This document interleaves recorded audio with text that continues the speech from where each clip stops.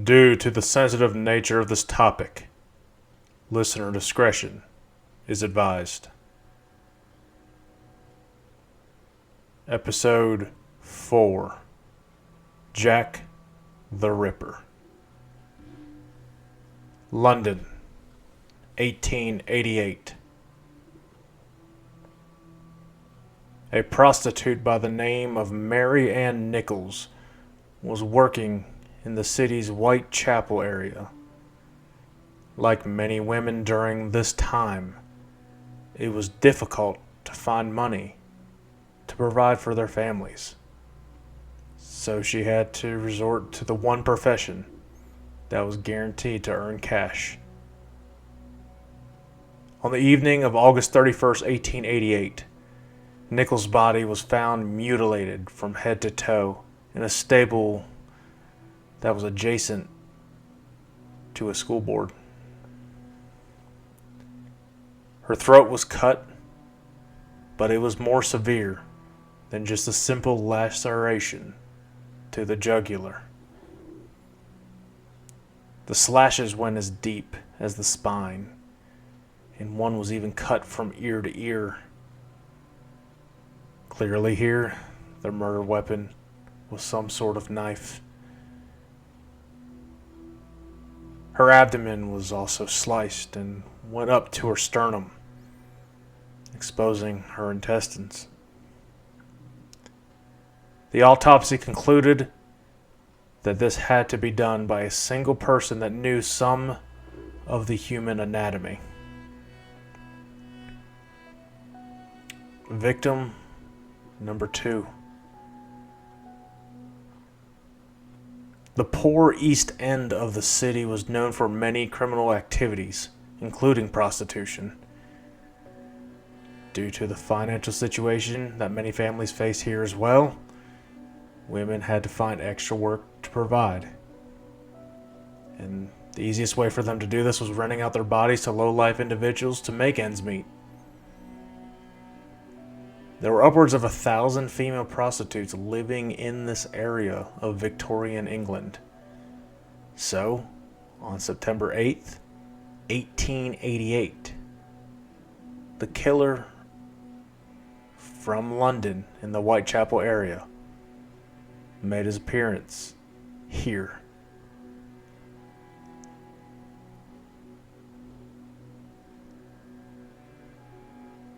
Annie Chapman was also a prostitute that was in this location of England. Her body was found in a backyard with a similar mutilation done as the first victim. One difference in this case, however, was that the killer took something from this victim.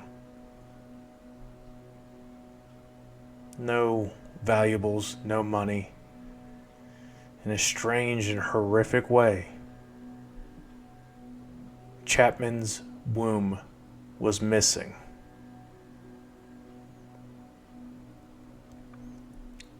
Victims 3 and 4.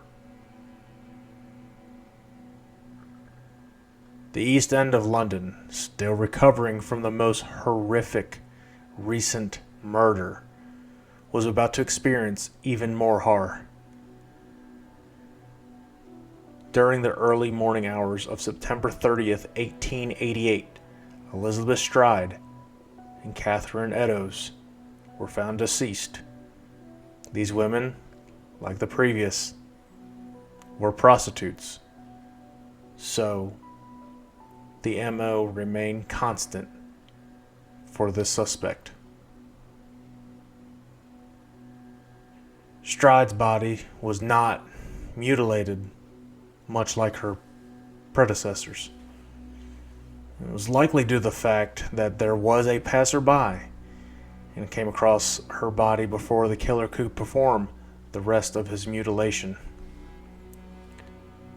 Eddowes' body was found less than an hour after Stride's, and he was close by. Her body was indeed mutilated like the first two victims. The final victim.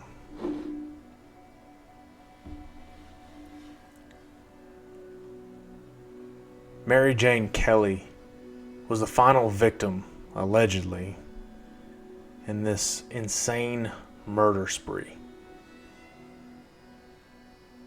On November 9th, 1888, her body was found in her hotel room in which she rented. The outer layer of her abdomen and thighs were completely removed, and the organs within her abdominal cavity were missing from the body. Many of her parts were lying around the room as if it were some sort of autopsy or a morgue. This scene was the first that was actually photographed. Remember, this was 1888. Photography was not nearly as prevalent as it is now, especially in crime scenes.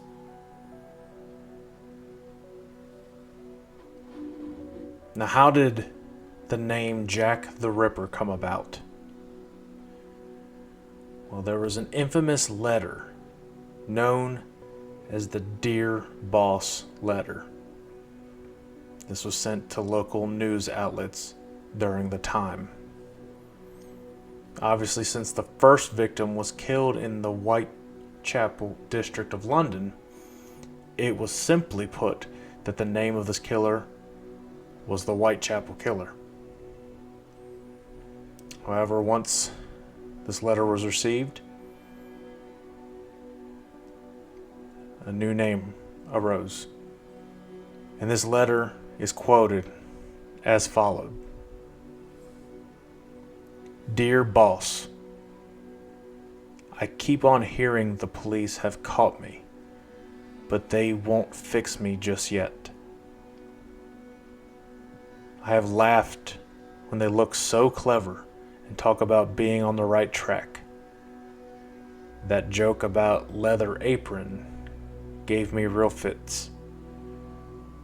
I am down on whores and I shan't quit ripping them till I do get buckled. Grand work the last job was. I gave the lady no time to squeal. How can they catch me now? I love my work and want to start again. You will soon hear of me with my funny little games. I saved some of the proper red stuff in a ginger beer bottle over the last job to write with, but it went thick like glue and I can't use it.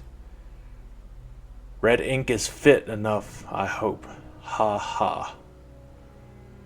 The next job I do, I shall clip the lady's ears off and send to the police officers just for jolly, wouldn't you? Keep this letter back till I do a bit more work, then give it out straight. My knife's so nice and sharp. I want to get to work right away if I get a chance. Good luck. Yours truly, Jack the Ripper. Don't mind me giving the trade name. Wasn't good enough to post this before I got all the red ink off my hands. Curse it, no luck yet. They say I'm a doctor now. Ha ha. That's some creepy words written by a person not of the sane mind. So naturally, the name Jack the Ripper was born. About 100 years after the murders, the FBI released files and they're currently in their vault. Now, the FBI isn't necessarily involved in these cases due to it being international affair. However, there were investigators assigned to this to lay the groundwork and state the facts and possibly help out the international agencies if possible. In the agency's files, it is stated that each of Jack the Ripper's victims was not only a prostitute, but ones that were readily accessible. Each of these women actually initiated the meeting with Jack. There's been no evidence of any sexual assault or rape. The victims died quickly and were dissected just like we all did to those frogs in grade school. Now, why did we do that? To study the anatomy of those creatures. It is theorized that Jack wanted to learn more about the human anatomy, and he did so in the most gruesome way. Theories to uncover the identity. To this day, Jack the Ripper remains one of the greatest mysteries in the world. No one has been able to identify who did these terrible acts of murder, but there are many theories and conspiracies that link who he was to the following people.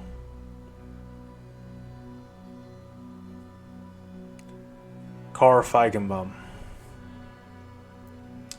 Feigenbaum was a merchant that worked at the docks that was close to Whitechapel.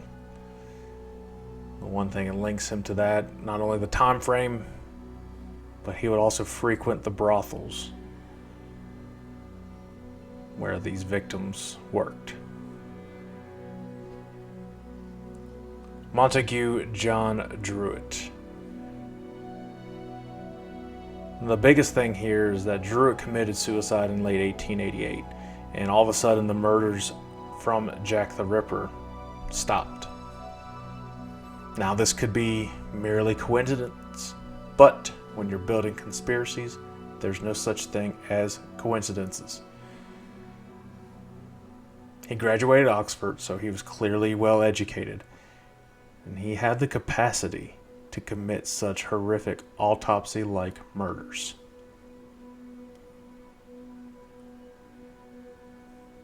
Aaron Kazinsky. There was a piece of silk fabric that was stained with blood and semen, and it was found at the scene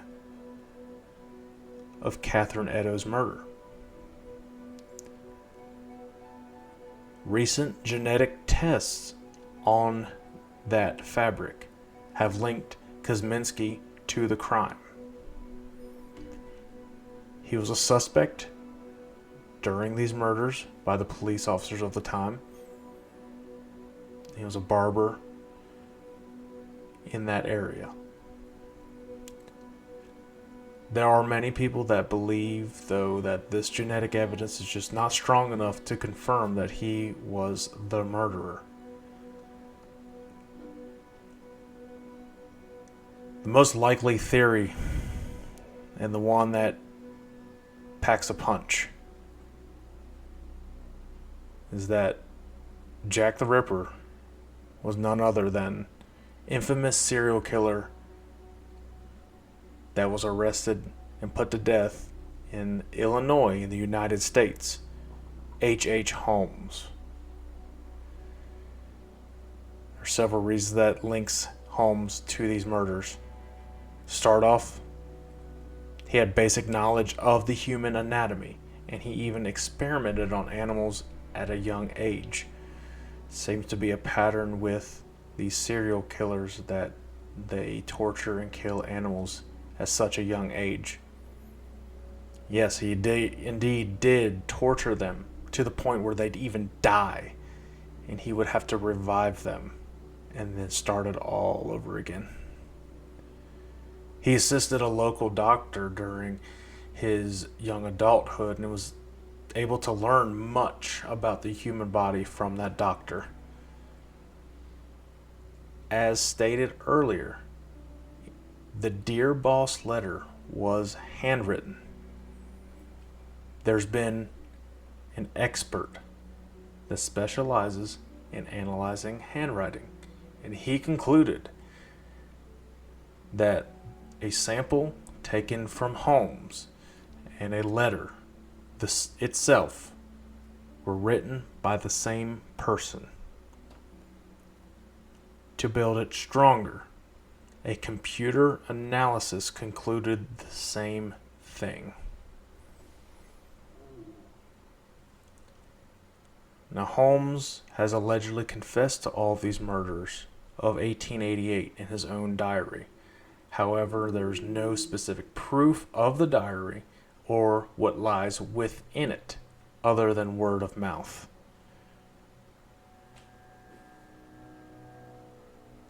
As stated before, he was convicted of murder in the United States and he received the death penalty. His great-great-grandson, Jeff Mudgett, is the one that has come public, stating that his ancestor is Jack the Ripper and that he owns that diary. Now, why would he have that diary but not release and publish what's in it? He only talks about it. He has a book he wrote about it. Is this just to receive some sort of attention for his own well-being? Well, there's a picture of H.H. Holmes, and they aligned it right next to what they believe Jack the Ripper actually looks like, and it is eerily similar. So likely, Mudgett is hiding something even far worse in that diary than the murders of Jack the Ripper. It is alleged that Holmes sent an assistant to London to commit those murders as a way to throw off the police in the leads as he was attempting to kill upper-class women in the United States. All this is alleged, and nobody knows exactly who Jack the Ripper is at this point. Could be a combination of all of these. We may never know. Just like many of these crimes and conspiracies that we dive into, the questions will remain.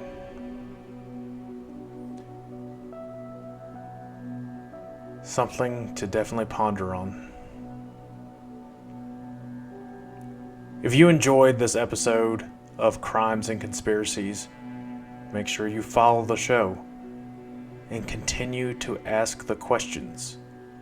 Who, what, where, when, why, and how.